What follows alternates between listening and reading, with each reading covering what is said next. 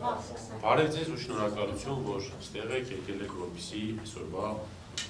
Արշակ Սրբազանի գործի վերաբերող կամ գործերից մեկին վերաբերող ասուլիսին մասնակցելու հիշում եք, որ ասուլիսը վերաբերվում է մասնավորապես են հայտնի տեսագրություններին, որոնք վերագրվում են Արշակ Սրբազանին եւ որի վերաբերյալ դեռևս նոյեմբերից սկսած իմ կողմից փորձակնություններ նշանակվելու միջազգային փորձակնություններ նշանակելու ուղղությամբ աշխատանքներ իրականացում եւ փետրվարի 15-ին իմ հայտարարությանը տեղյակ եք, որ ստացվել է արդեն 3 պետություններից փորձագետների եզրակացություններ, ուզում եմ ասեմ, որ ելի կան պետություններ, որոնցից դեռ սպասում են եզրակացություններ, բայց 3-ը կարծում եմ բավարար է, որովհետեւ մենք արդեն հնարավորություն ունենանք դրա մասին խոսելու։ Ուզում եմ խոսքս սկսել հատկապես այս ամսի 15-ին իմ հայտարարությունից հետո քննչական կոմիտեի կողմից կատարված հայտարարության վերաբերյալ փորձեմ մեկնաբանել, որից հետո նոր անցնենք մնացած հարցերին։ Ուրեմն իմ հայտարարությունից հետո, որ 3 միջազգային փորձակնությունների եզրակացություններն արդեն կան, քննչական կոմիտեն ինձ համար շատ զարմանալի, նաև տարօրինակ մի հայտարարություն արեց, մոտարապես նշելով, թե գիտեք ինչ, քրեական դատավարության օրենսգրքի շրջանակներից դուրս իրականացված փորձակնությունները դրանք ապացուցողական բնույթի նշանակություն չունեն եւ այլն, դեռ մի բան փորձեց նորից խոսել այդ մասին, թե իրենց կողմից նշանակված կամ իրականացված փորձակնությունով հաստատվել է, թե իբր տեսագրության մեջ պատկերված անձը Արշակ Սրբազանը։ Նախ շատ զարմանալի է, թե քննչական կոմիտեն ինչի չգիտի, որ փաստաբանն ինքը կարող է փորձակնություն նշանակել, քրեական դատավարության օրենսգիրքը նախատեսում է նման կարգ, այսինքն ասել, թե քրեական դատավարության օրենսգիրքից դուրս իրականացված գործողությունը իմ համար դա անհասկանալի է։ Քրեական դատավարության օրենսգիրքը թույլ է տալիս փաստաբանին, որպեսզի իրականացնի, որպեսզի նշանակի փորձակնություն։ Բայց այստեղ հարցը չի, իսկ ինչ կապ ունի քրեական դատավարության օրենսգրքով նախատեսված եւ այն գործով վարույթը մեր կողմից նշանակված եւ հիմա հայապարակվելիք փորձակնությունների հետ որևէ առնչություն չունի։ Մենք որևէ դեպքում քրեական դատավարության շրջանակներում ոչինչ ապացուցելու ցանկություն ու անհրաժեշտություն չունենք այս գործով։ Մենք այս փորձակնությունները չենք իրականացրել, որ որևէ եղանակով դա քրեական դատավարությունում որպես ապացույց ներկայացնենք։ Ինչի, որովհետև հարուցված կամ իրականացվող վարույթի շրջանակներում Արշակ Սրբազանը թեև ունի վկայի կարգավիճակ, դատավարական կարգավիճակ, բայց փաստացի տուժողի կարգավիճակ ունի։ Իդեպ այս մասին եմ ուզում կարճանդրադառնալ, թե ինչի վկայի եւ ոչ թե տուժողի, որովհետև առաջարկվել էր, որ Արշակ Սրբազանը ճանաչվի տուժող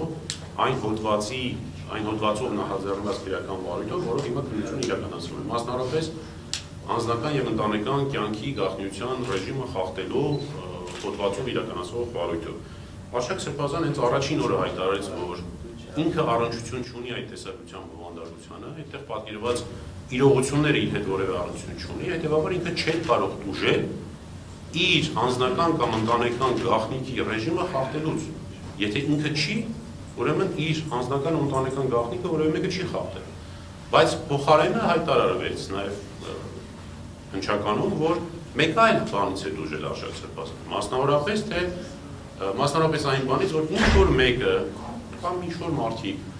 կեղծ տեսագրությունները ստեղծելու ճանապարհով փորձել են հարատավորել այդ մարդու անունը, փորձել են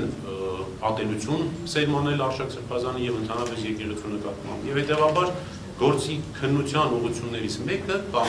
մեր համոզմամբ միակ ուղղությունը դա պետք է լինի եւ հետեւաբար պետք է քննություն իրականացվի այդ ուղղությամբ եւ հայտնաբերվեն այն անձին, որոնք որ իրականացրել են այդ կեղծիքը եւ այնուհետ դրա տարածումը։ Հիմա խոսեմ այն փորձակնության մասին, որի մասին այդքան քննչական կոմիտեն խոսեց եւ որը, ինչպես հիշում եք, ներկայացվել էր մի քանի եպիսկոպոսների։ Այդ փորձակնությամբ,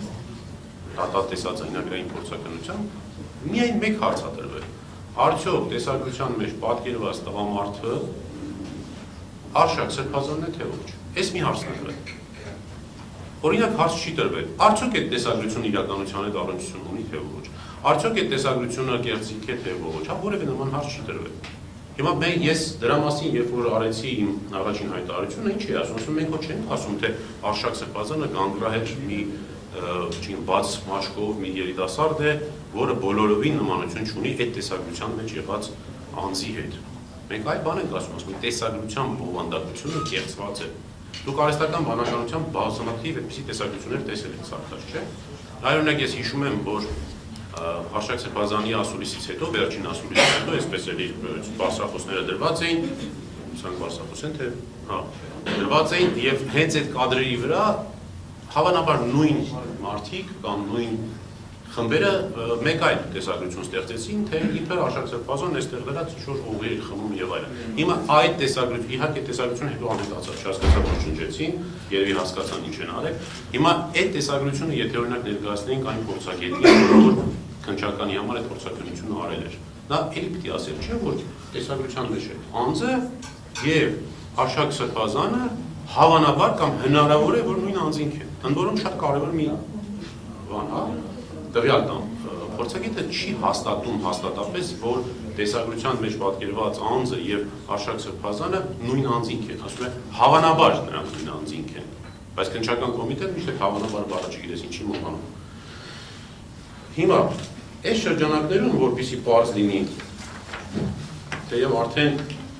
իմ հայտարարությունից հետո ոնց որ թե լրատվամիջոցների կողմից տարածվեց այդ փորձակնության եզրակացությունը։ Ընդ որում ես դրան փորձակնություն չեմ էլ անվանի, որովհետև իսկապես դա մեկ էջից բաղկացած մի փորձակնություն է։ Ես հիմա ուզում եմ ցույց տամ, թե փորձակնության այդ նկարային մասը մեկ էջից է բաղկացած, որի կեսը այս նկարն է։ Հիմա ինչ են արել, տեսագրությունից վերցրել են մի կադր, որտեղ որը իրենց կարծիքով երևում է տղամարդու դեմքը։ Վերցրել են ինտերնետից Արշակ Սրբազանի կադրը, հետո ասել են, դե քիթը նման է, չգիտեմ, ականջների մոտ մազածվածքը նման է, ճակատը նման է, սանրվածքը նույնն է, երկուսն էլ ակնոց են դնում եւ հետեւաբար կարելի է եզրակացնել, որ դա նույն անձն է։ Կարելի է եզրակացնել, կարելի է չեզրակացնել։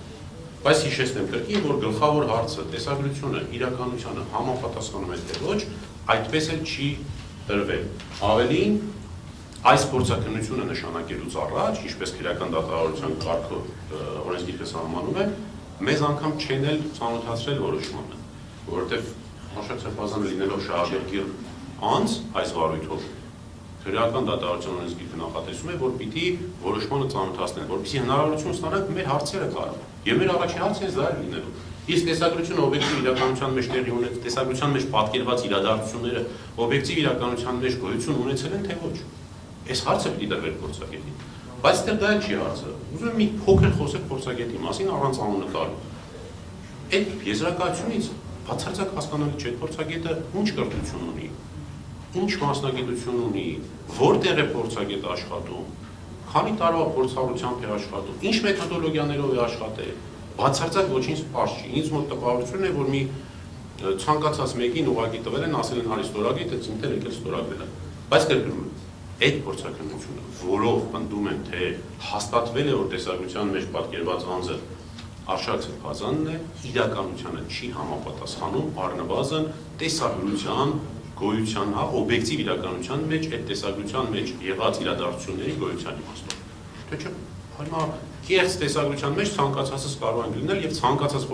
անձել նույնիսկ ոչ փորձագետ կարող են նայել, ասել թե հա նման են իրար, դե ոնց որ թե նույն անձն է, բայց դրա մասին չի խոսում։